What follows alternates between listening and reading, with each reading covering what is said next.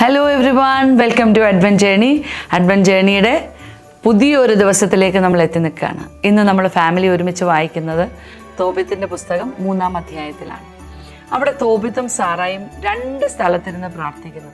അവരുടെ ജീവിതത്തിൽ ദൈവം എങ്ങനെയാണ് ഇടപെടുന്നതെന്നും നമുക്കിന്ന് ഒരുമിച്ച് ഫാമിലി ഒരുമിച്ചിരുന്ന് ബൈബിള് വായിച്ച് നമുക്ക് ആ ഭാഗം ഒന്ന് വിചിന്തനം ചെയ്യാം. ഇന്ന് നമ്മൾ കേൾക്കാൻ പോകുന്നത് ആൻ സള്ളിവനെ കുറിച്ചാണ്. ആൻ സള്ളിവനെ ലോകം അറിയുന്നത് ഹെലൻ കെല്ലറുടെ ടീച്ചർ എന്ന നിലയിലാണ്. അപ്പോൾ ഈ ഹെലനോട് ഒരിക്കൽ ഒരു ഇൻ്റർവ്യൂവർ ചോദിച്ചു, നിങ്ങളുടെ ജീവിതത്തിൽ നിങ്ങളെ ഏറ്റവും കൂടുതൽ സ്വാധീനിച്ച വ്യക്തി ആരാണ്? പറഞ്ഞ ആൻ സള്ളിവനാണ്.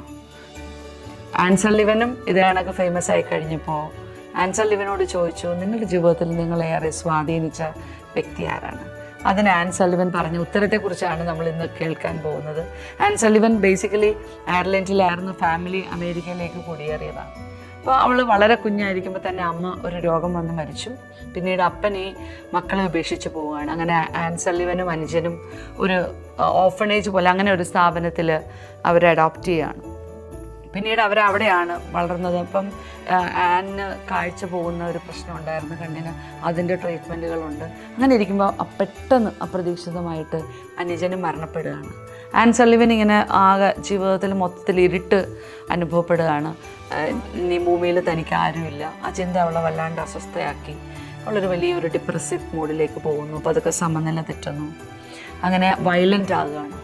ഭക്ഷണം കഴിക്കാനൊക്കെ പറയുമ്പോൾ അവരോട് ദേഷ്യപ്പെടുന്നു. ഭക്ഷണം കൊണ്ടുവരുമ്പോൾ അതെടുത്ത് വലിച്ചെറിയുന്നു. അങ്ങനെ ഒരു അക്രമാസക്തമായൊരു മാനസികാവസ്ഥയിലേക്ക് ആൻ സള്ളിവൻ മാറപ്പെടുകയാണ്. പെട്ടെന്ന് ഇവരൊരു ചെറിയൊരു സെല്ലിൽ ആൻ സള്ളിവനെ ഇടുവാണ്. അപ്പോൾ സെല്ലിൽ അവൾ ആര് എന്നാലും അവരെ നോക്കത്ത പോലുമില്ല. പലരും ഇങ്ങനെ ഭക്ഷണം കൊണ്ടു കൊടുക്കുമ്പോൾ അവിടെ ഇരിക്കും, അത് ചീത്തയാകും.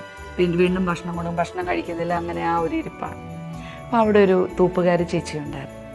ഒരു ദിവസം ഈ ചേച്ചി വീട്ടിൽ നിന്ന് ഒരല്പം സ്വീറ്റ്സ് ഒക്കെ ഉണ്ടാക്കി കൊണ്ടുവന്നിട്ട് ആൻ്റെ സെല്ലിൻ്റെ അടുത്ത് വന്നിട്ട് പറഞ്ഞു, ആൻ നോക്ക്, ഞാൻ ഈ സ്വീറ്റ് ആനിന് വേണ്ടി മാത്രം ഉണ്ടാക്കിക്കൊണ്ട് വന്നതാണ്, എന്നെ സങ്കടപ്പെടുത്തല്ലേ, പ്ലീസ് ഇത് കഴിക്കണേ എന്ന് വളരെ സ്നേഹത്തോടെ അവളോട് പറഞ്ഞു.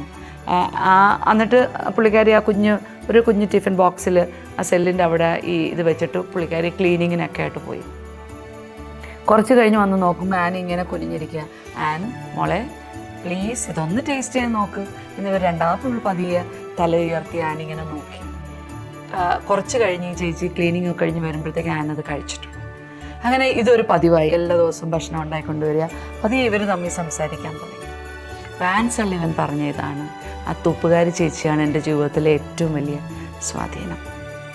നമ്മളുടെയൊക്കെ ജീവിതത്തിൽ എത്രയോ വ്യക്തികൾ ദൈവം അയച്ചിട്ടുണ്ടല്ലേ, നമ്മുടെയൊക്കെ ജീവിതത്തിൽ ദൈവം ഇടപെട്ടിട്ടുണ്ട്. ഇന്ന് നമ്മൾ ചിന്തിക്കുന്ന ഇതാണ്, നമ്മുടെ ജീവിതത്തിലും കഷ്ടപ്പാടുകളും സ്ട്രഗിൾസും ഒരു സഹനത്തിലൂടെ പോകുന്ന ഒരു സമയമൊക്കെ നമ്മുടെ ജീവിതത്തിലുണ്ടാവും. അത് നമ്മുടെ ജീവിതത്തിൽ അനിവാര്യമാണ്, എല്ലാവരുടെയും ജീവിതത്തിൽ സംഭവിക്കും. പക്ഷെ എല്ലാ കാര്യത്തിലും ദൈവം ഇടപെടുന്ന ഒരു സമയം ഉണ്ടാവും. അതിനുവേണ്ടി ക്ഷമയോടെ കാത്തിരിക്കാൻ ദൈവം എപ്പോഴും ഒരു ക്രൈസിസ് വന്ന് അവിടെ അവസാനം ഇതും കടന്നുപോയി വലിയൊരു നന്മയിലേക്ക് ദൈവം നമ്മളെ കൈപിടിച്ചുയർത്തും. ആ ദൈവത്തിൻ്റെ ആ പരിപാലനെക്കുറിച്ച് ചിന്തിക്കാം. ഇന്ന് നമ്മൾ ചെയ്യേണ്ട, ഫാമിലി ഒരുമിച്ച് ചെയ്യേണ്ട ആക്ടിവിറ്റി ഇതാണ്.